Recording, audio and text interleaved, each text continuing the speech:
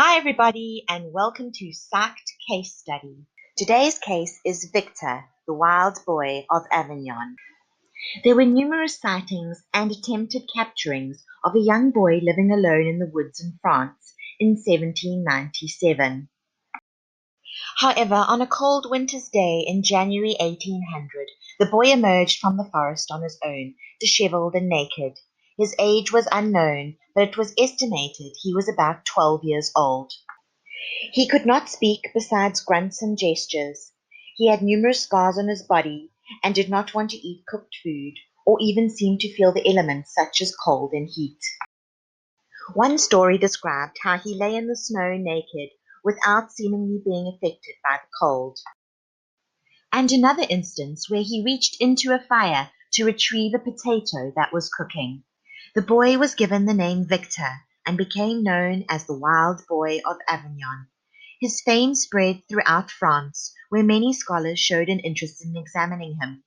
This came about at the end of the Enlightenment period, where many were debating what distinguished the human being from an animal. Jean-Marc Gaspard Itard was a young medical student who took Victor in and attempted to study him, socialize him, and attempt to teach him language. Despite the fact that he could hear, he was taken to the National Institute of the Deaf for the purpose of study. Itard believed that two things separated humans from animals: empathy and language. He wanted to be the first person to fully civilize a wild child and attempted primarily to teach Victor to speak and show human emotion. Victor showed significant progress initially, understanding language and even reading simple words. However, he eventually slowed down to a point that Itard had to abandon the experiment.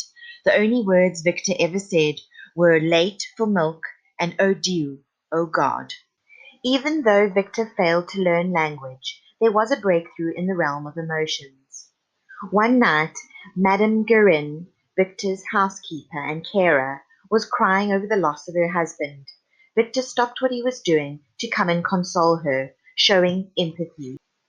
Itard took this as a major breakthrough in the case, proving that the wild child was capable of human emotions. Scientists were never able to establish whether Victor may have been mentally retarded or, as modern scholars now believe, autistic.